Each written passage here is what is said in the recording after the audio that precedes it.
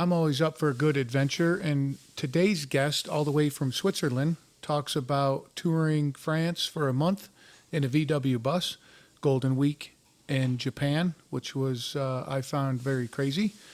Welcome to Walt's Kitchen Table, where I feature captivating stories from fascinating people. Michel came over to visit some friends, again from Switzerland, and I had the chance to have him sit down with me at the table.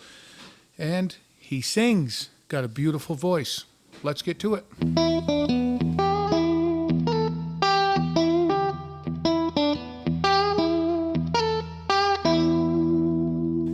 about now? Can you hear me? I can hear you. Yes. All right. Okay, cool. So welcome. Hello.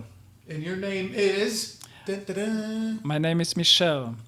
Michel Mercier, which is French. Ooh. Yeah. And you are not from France. No, I'm Swiss. Swiss. But Thanks for coming all over the big water just for me. I know you came over here just to see me. Yes, I've got to leave in a couple of hours, so... All right, let's get this done then, huh? Yeah. You got a plane to catch? Yes, I do. No, just kidding. No, you came over here for your sweetie. Yes, that's and to true. look for a job. For both, yeah. Right? You trying to get a job over here? That's what I try to do, yes. What are you trying to do? Well, I'm a molecular biologist, and I'm trying to find a job in the medical device or even pharmaceutical industry. In like Florida or California, right? New York, New New York? Jersey Oh. area, where my girlfriend lives, you know. Oh, that's why you want to come over, not just for a job. It's a good reason, right? Absolutely. I know men have done a lot more for less. So what I want, you and I talked about a couple things before, and I was going to bring them back up. Well, Okay. actually, we were in a group, and you brought up that you got in a van one time and just started driving around. Yeah, that's true. How old were you when you did that? Actually, that was a couple of years ago when I was 27 or 28 even. So Yeah. you're 31? I'm 34 now. Well, you said a couple. So that's two in America. I don't know what it is in You have to Switzerland. excuse me. You know, I'm Swiss. English is not my mother language, so it's Well, I been... gotta keep you honest. Dude. Yeah. Keep you honest. And where did you do that? I did it in northern France, and I did it also in Japan. Well, you did it twice? Yeah, I did it twice. So which one did you do first? France. France? I went all by myself. I rented an old VW bus. You know, a little van where you could sleep in and where you could cook some meal. Yeah. And, what made you do that? I don't know, I just felt like I wanted to do that. I wanted to see northern France, and that's what I did. So you did it that way so you could be on your own schedule. Yeah. I had never done anything similar before, and I don't know, something got me. I was interested. You know, northern France is also very rich in history. It also was site of the Second World War, First World War even. Yeah. And I just went from town to town, went to museums, to the beaches, Omaha Beach, for example, and just... What beach? Omaha. Oh, Omaha Beach. Of Omaha. course, yeah. And it was just wonderful. I spent 4 weeks on the road, sleeping at camping sites, cooking my food, and sleeping in the van. It was absolutely fantastic. And just like seeing the countryside and doing whatever you want to do, huh? Yeah. Ah. The greatest thing was I didn't have any schedule or plan. You know, I just drove and I went where I wanted to go. And that was absolutely fantastic. So, like if you wanted to stay at a campsite for 2 nights or a week, you're like, I'm just going to stay here. I like it. Yeah, exactly. Ah. Everything I did, I decided spontaneously, and it worked out just perfectly. So what's a good story from the road? Good story from the road. You meet a girl out there? Come on, you can talk about it. No, I didn't. But there were a couple of things that were funny. Once I was pulled over by a police car, and they stopped me, and they talked to me in French. And I do speak some French, but they had a strong accent, and they were talking very fast. and I couldn't understand what they wanted. I understood that they wanted to ask me if I smoke, and I was, no, I don't smoke. And they kept on asking and kept on asking. I didn't know what they wanted from me. And then after a minute, the guy made the sign, he made a smoking sign, and he meant if I smoked marijuana. And did you have a whole truck full of it?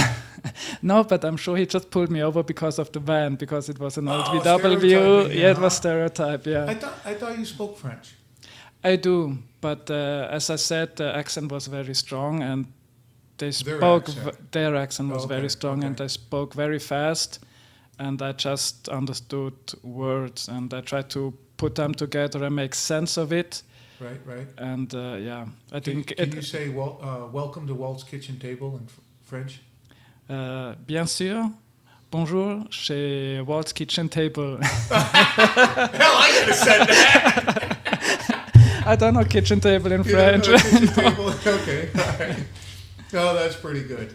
And then, so like, were you working at the time when you left? Like, I was when I was so you working. could take a month off, and you just said, "I'll see you in a month." Yeah. Wow, that So don't happen over here. in Switzerland, you have at least 4 weeks of holiday per year, paid Okay. vacation. And you can take it all at once. I mean, you have to arrange it with the company, with the employer, but usually it does work. And Is that a common thing? Is that common for people to do that? 2 or 3 weeks is common, but 4 is no, not many do it. No. So you took a month off and you came back. So you knew you had a job when you came back. Yes. That makes it a little comforting, doesn't it? Yeah, definitely. And I was paid during out that there? month. Yeah. Oh, shit. That's So- all right. Uh, Do that that too. So how did you do in Japan then? Like how long after that did you do the same thing in Japan? It was 3 years after that. I went to Japan with a friend, and Your girlfriend? it was not my girl. It was a girl, but she wasn't my girlfriend. And it's Just friends? Were you in the friend zone? yeah, but that's where I wanted to be. I've known Okay, she, alright, she's okay. the sister of my best friend, and I've known her for 20 years now, almost. So just traveling companions. Yeah. Cool. It was our both wish to go to Japan one day, and then we had the chance to go on holidays together, and then we just did it. Where did you go? Because I think that's in that same conversation we talked about. Thank you. We talked about Golden Week. Yeah. Is that because the traffic or whatever? And you knew about it, and I looked at you. I was like, how the hell does this dude know about Golden Week? The Golden Week is the week you don't want to be in Japan, because then that's when everyone has got vacation, and the traffic jam is just the whole traffic collapses, and you cannot go anywhere. Yeah, because I think the article that I read, people were in traffic for like 5 days. Yeah. That's crazy. And it's kind of stupid, isn't it? You've got 1 week off, and you spend 5 of those 5 days of Man, 7 days in Yeah, the. and you're going to find out really quick if you like your old lady or not. You're in the car with her for 5 days. How long were you in Japan? So how long was the road trip in Japan then? Also 4 weeks. So were you in Japan a total of 4 weeks, or was it long? Now, did you go there specifically to do that? Did you plan on? So you went to Japan. Yeah. Rent it. You knew you were going to rent something and drive around. Yeah, Okay, yeah, sure. okay. It takes some preparation to do Sure, a trip sure. like that, because it's on the other side of the world, another country, another language. You know, you need your driving license to be translated, and you need to rent a car. And we did this all in advance. Yes. Now, Japan, I know Japan's not small, but it took, 4 weeks, you pretty much saw it all, didn't you? Not quite. I mean, there's still we didn't see the north of the country, Okay. so we took the Golden Route. That's from Tokyo to the southwest to Hiroshima and then back.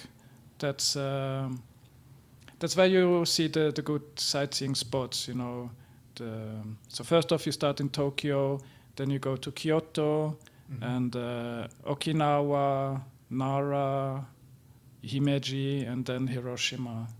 Now, did Hiroshima? Did you see all the sites with like from the bomb and all that? Do they still have? They, after the incident, they tore down or pulled down most of the buildings, of the destroyed buildings, and rebuilt everything except for the what you call it? It's that dome. You know, it's this famous building. It's a ruin, and they kept this ruin as a reminder of this incident. Yeah, and that's that. I think that's everything that's left. Otherwise, it's a regular city, and you wouldn't notice that there has been Yeah, a of bombing Yeah, of this that's scale. crazy. Yeah. Now, I remember seeing a picture of. This is when I was young, so I don't know if it's still there, where somebody's shadow is still on the wall. Yeah, Was that there? Did you see that? you can actually see that. Yeah, that's crazy. it's crazy and spooky at the Yeah, same yeah. time. Yeah. So what was your favorite part of Japan? My favorite part was a museum. We went to a little island that's a couple of miles off the coast, and it's called the Art Island, Naoshima. And it's also called the Pumpkin Islands because there are two pumpkin installations, you know, two big pumpkins made from plastic or I don't know what. And, Like a decorative? It's not. it's not a real- decorative, yeah. It's How just big is it? about 9 feet. Yeah, one yellow and one red. And Just like artwork. So it's artwork, and Okay. people like to take selfies in front of it. And did you get a selfie? In front of it? no, I didn't like the pumpkin so much. What I liked was one museum. It was absolutely spectacular. The museum was built for 3 artists in particular, especially for 3 artists. And the whole building was designed and built by Tadao Ando, which is probably the most famous Japanese architect. And he's known for his concrete buildings Mhm. and very, how should I put it? It's very, very simple but beautiful, his buildings. And Now, like if you're driving around, you can like look at a building and be like, "That's one of his." Is it that distinct? yeah, Oh, that's cool. and you know, Japanese, they love attention to detail. They try Mhm. to excel in everything they do and try to do it perfectly. And you certainly see this with his buildings. And my friend I was with, she's working in construction. And she was fascinated by the building. She noticed details that I just dismissed or didn't see at all. Mhm. And she said it took a genius to build this building. Because of that detail. Because the of that working detail. around. Yeah, no, yeah. And you- obviously, he's structurally sound. yeah, and it's only concrete, you know, but it's far more than that. And I was very lucky to have her with me because she pointed all this out to me.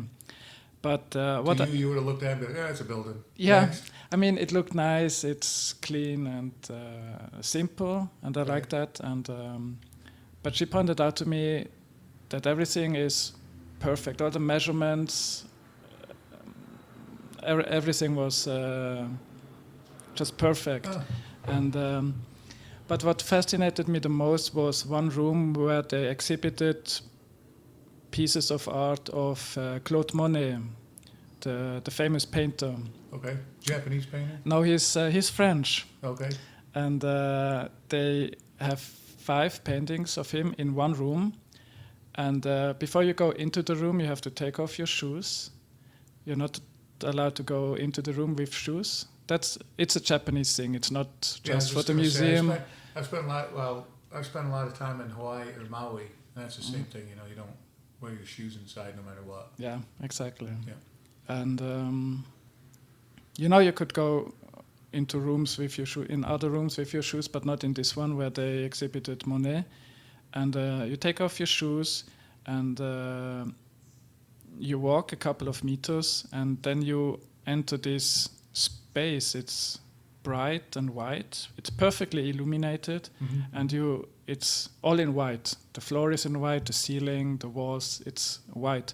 And then you see these 5 paintings that explode with color and beauty. And I was just blown away, really. Spent a lot of time in there then, did you?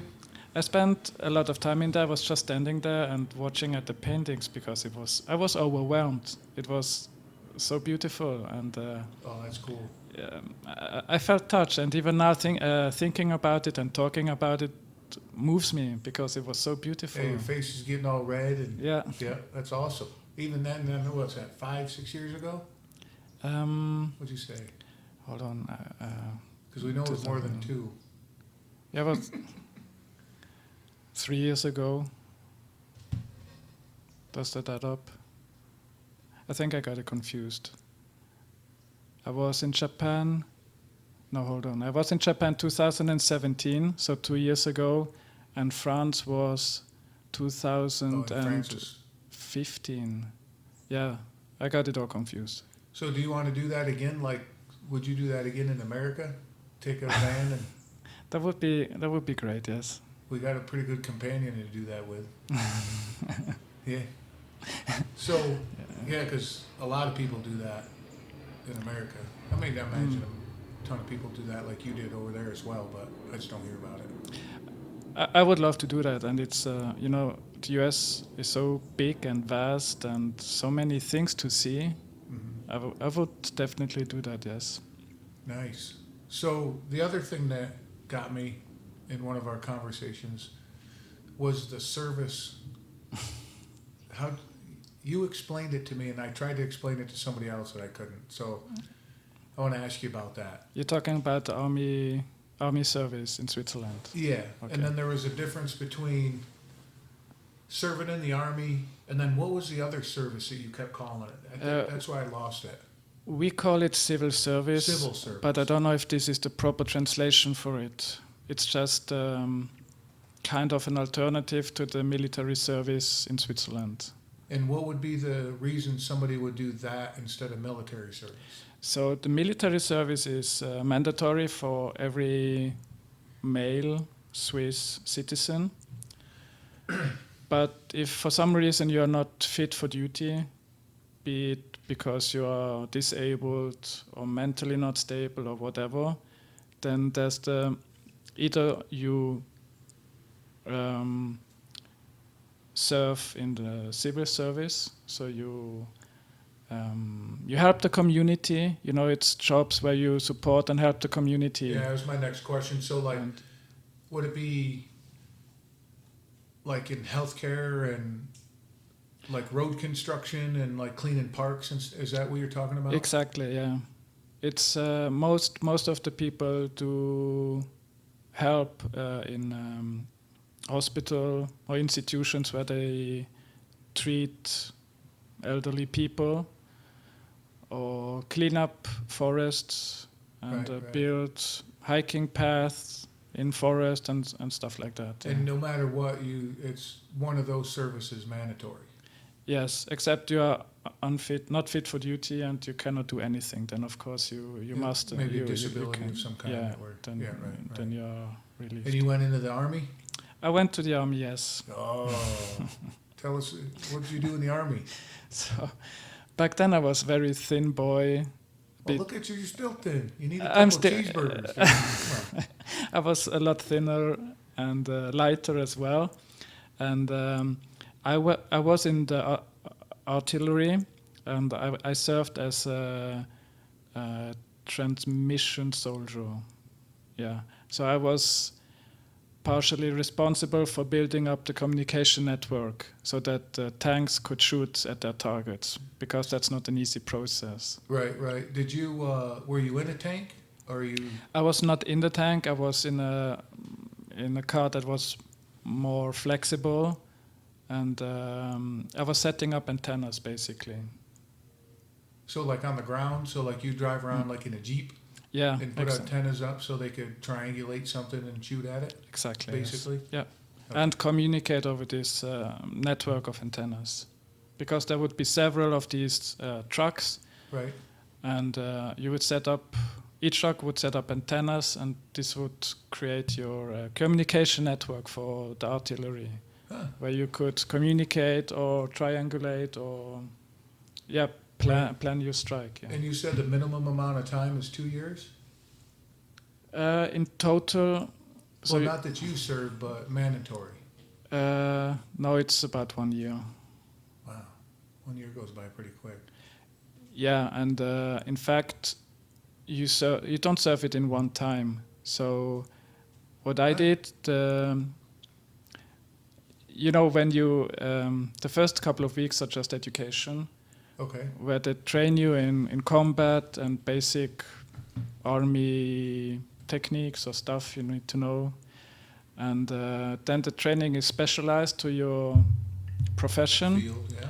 and then a couple of weeks you're in the field and actually doing what you've practiced, and this is only for half a year, and after that it's finished for the year, and then the next year you would go to repetition course that takes 3 weeks, and you would do these repetition courses every year until you've reached the serving days you have to So serve. so at first it's 6 months. Yeah. And then For a- 3 weeks at a time each year until you get another 6 months to equal a year. No, the six months is the initial service, and then every following year is just 3 weeks Until when? until you've completed your service. So for a regular soldier, as I was, it's a total of about a year, and then you've served, and then you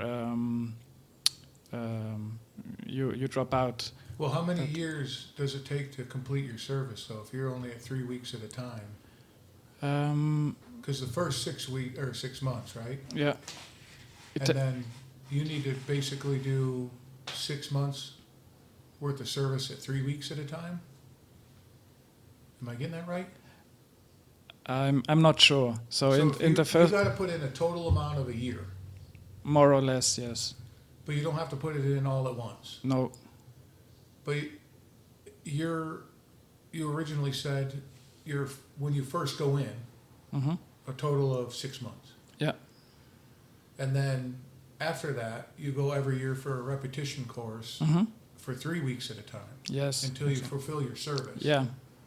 So for you to put a year in, you would need to do repetition course at 3 weeks for a total of 6 months.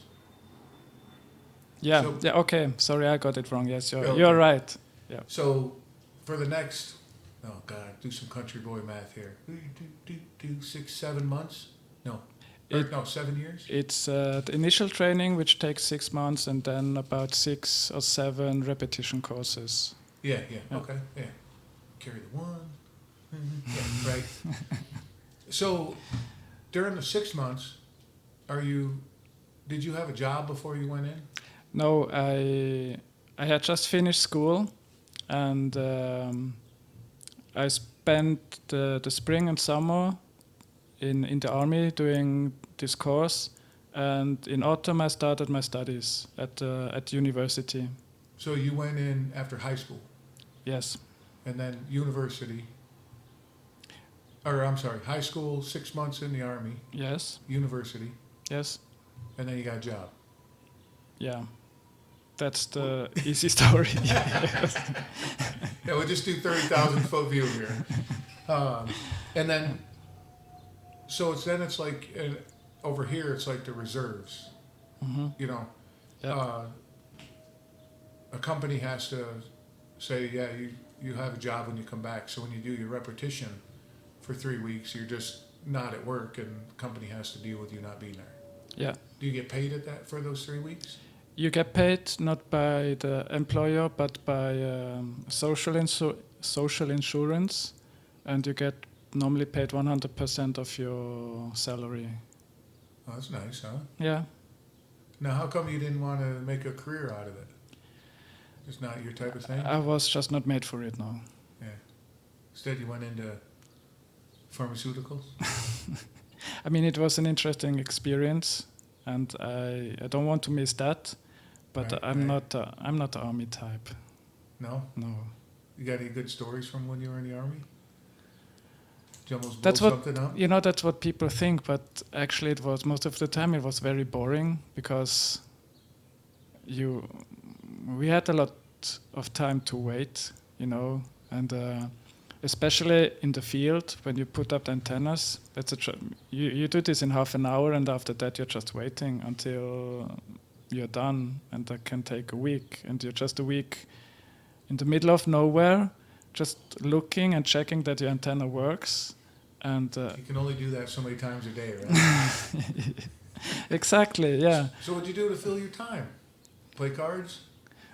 We played cards, we drank beer, which we shouldn't have, but we did. I won't tell And you.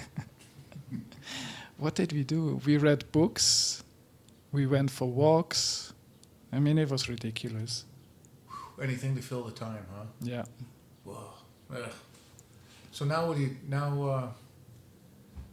no other trips planned except back and forth to here trying to find a job? Yeah. So no plans, no trips planned. My main goal is to find a job in the US and then move to New York. Oh, you gotta be clear. You gotta move to New York, right? Yeah. There should be. I mean, New Jersey is just full of pharmaceutical companies. Yes. I mean, but you got a pretty specific job, right? I mean, That's true. where else could you do more than that? Like, are you trained to do more than that? Like to broaden your horizon, like to get a little better opportunity than, Companies like medical devices companies or pharmaceutical companies they all have a quality management system. And quality management systems run more or less the same way in all industries. And, it's how you deal with deviations or when your batch of products is bad, what do you do in such a case? And I know these basic techniques. In my position, I'm very specialized, but still I know the basic principles of quality management. And through that, I hope that I'll find something. Right. How long you been doing it? That's my 5th year now. 5th year? Yeah. And no chance, I mean, you thinking of doing something totally different? Like, I know for you to come over to the United States, you got to come on like a H1 or some kind of work program. Yeah. Do you have any other things that you want to do that you could come over on a work program other than what you're doing? Because like you have to, correct me if I'm wrong, you have to have like in your paperwork why you should give me a work. This is why I'm coming over, and this is why I would benefit the society, right? I think when you get a company that sponsors you and wants to employ you, they take care of most of it. So you're not trying to do it by yourself. You obviously want to get hired. Yeah, I think that's the easiest. If you get hired and have a company do all that administrative stuff for you. That's what my brother does for a living. He does? Yeah. I might want to talk to him. He works for Homeland Security, and what he does is when companies hire people to get H1s, he does that paperwork, like all the paperwork they send in, he does it. And my old job, I was in an IT company. Yeah. And I told him, this is the job, this is the company and the job. And he goes, I know that company. So what he did was put a note that anytime that company puts a request in, he cannot get it. Like he's like, because that would be not collusion. A conflict of interest. Conflict of interest. Yeah, Thank you. okay. Yeah. So he's like, oh, he's straight and narrow by the book, but he does. He's been doing it a long time, but he was in the Army a long time, and then he retired and got this, so he can still work for the government. Okay. Yeah. So can't help you there, man. you got to marry your girlfriend. That's another possibility. Thank you. Who said that? Hey, who was that? What's that? No, that's not an easy thing either. I don't know if you looked into that. That's just as tough as getting one from a company to sponsor you, because some of the small pieces I know that your future spouse has to sponsor you, and we'll say she because who we're talking to, has to make a certain amount of money, and then you have to be married for a certain amount of time, and then they grill you a lot to make sure it's real. That they're not just doing it to bring somebody over. You know what I mean? I For imagine. financial reasons. Yeah, sure. Yeah. Right. So It's similar in Switzerland, actually. you get a lot of people trying to do that. Come into Switzerland. Well, yes, we do. I mean, I think close to 25% of the people who live in Switzerland are not Swiss. And They came over from what is there, like Germany, U.S., or is it just a melting pot of that 25%?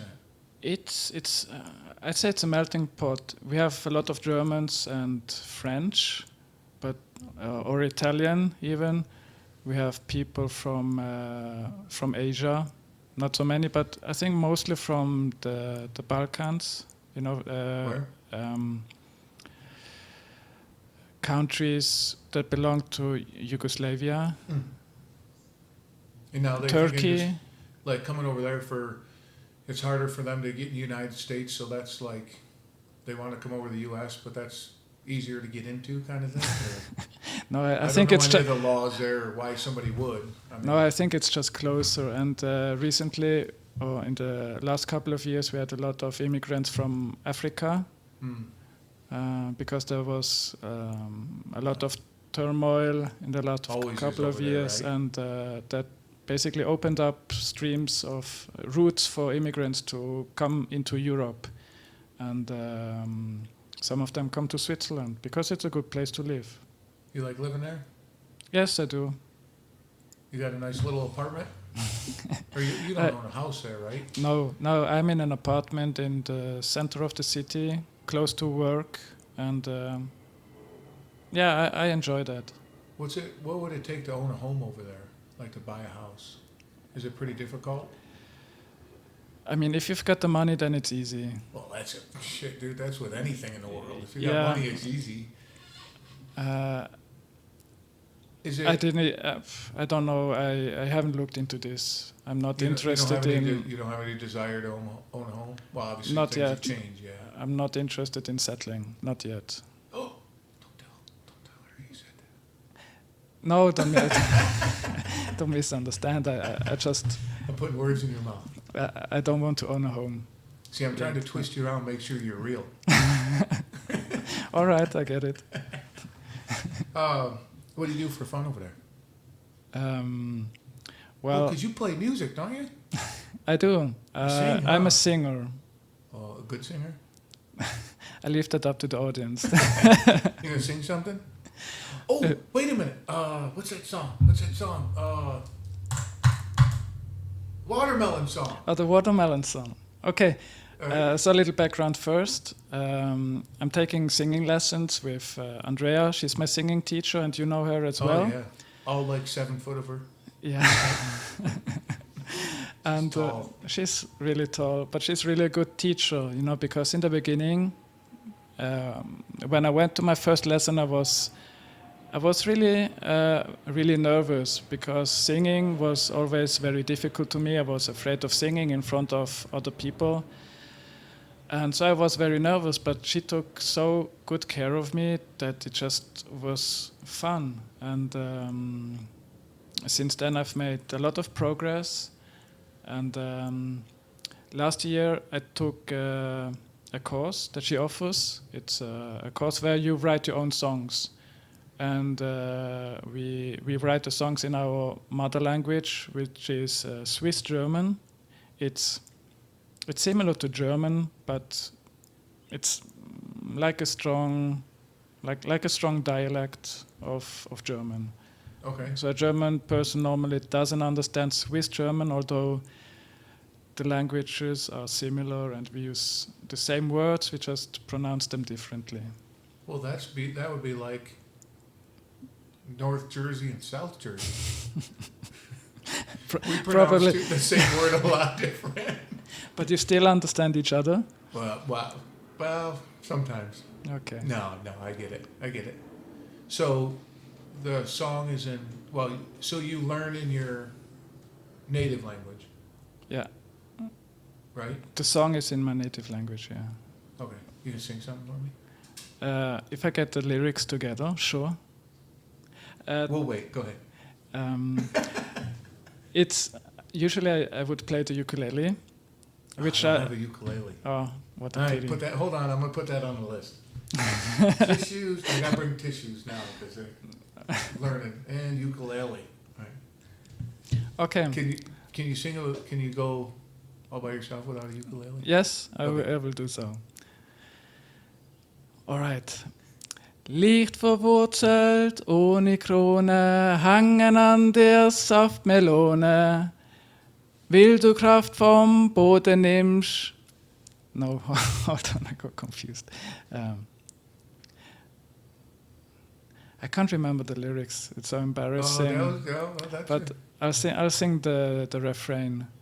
I think I'll get that. Brunderwahl, ob klein, ob gross, einmal bissel und ich nimm los, von dem roten, zarten Fleisch, wie ich dich lieb, nur dass du's weißt. That's awesome, dude. Yay! Thank you. You're beat red, dude. You're beat red. Yeah. Nice job. You have a beautiful voice. Thank you. And what other instruments do you play? Just a ukulele. And I tried to play the guitar I tried to learn the guitar, but I always gave up. I took it up several times, but then I was just not disciplined enough and I gave up. And so if you tried playing the guitar and then now you play the ukulele, what's so different about the two? Like, the ukulele is so much easier because it's not so big, okay, and the chords are easier to play. Just less of them, or because it's only like 3 strings, right? There are 4 strings, Okay. and probably you have less chords. I never counted, but Okay, sure. you can start playing the ukulele from the first stroke. It's it's so simple, Huh. and but the beautiful thing is if you get good and better at it, you can also play more complex pieces and songs. Okay. So you can goof around with it and then learn, and you can get really good with it. Yeah. Do you know Eddie Vedder? He was the head singer he is the head singer of Pearl Jam. Oh yeah. He's got a whole album where he plays the ukulele. Yeah. Well, that video I just showed you from the Hound from Game of Thrones, he was playing the ukulele. Yeah. So no other instruments? Any desire to play any other instruments? No. I always thought that the piano is a very beautiful instrument, but I never played it. That'd take a long time. Huh? Yeah. And I admire people who play pianos or instruments in general because the discipline and like my wife has a musical ear. It just blows me away. We'll be doing something, she's like, that's off tune. I'm like, that sounds pretty good to me, but yeah, that's amazing. It's a concept I'm starting to grasp slowly.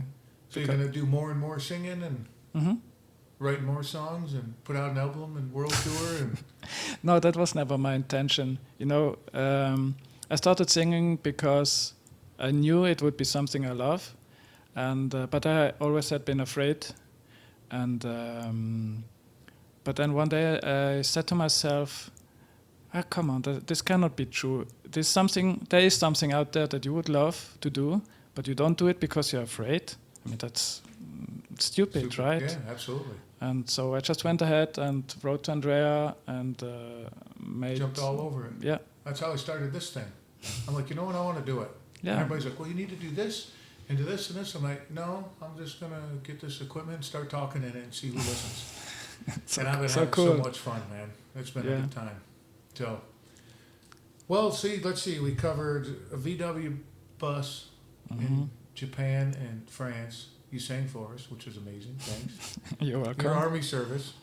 So, Anything else you want to know? I don't know. Ooh, any secrets? I won't tell anybody. I'm a good boy. I've No, always you're been. All bad boys say they're good. Well, no, that's contradictory. Everybody's got something in their closet. Yeah. It'll be a secret. Just say it in here. Nobody will know. I'm not so sure about that. Well, thanks for coming on, dude. Yeah, thanks for having me. Yeah, we're gonna have some dinner now. Hence Cool. kitchen table. Cool. All right, buddy. It was fun. Thank you.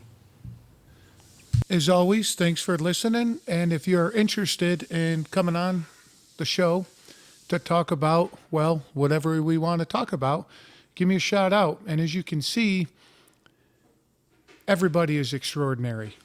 These are not highfalutin people, well, what we consider highfalutin people in today's society. These are people that go about their everyday life being extraordinary in everything they do. And if you want to come on and tell your story or just BS with me, would love to have you. Thanks again.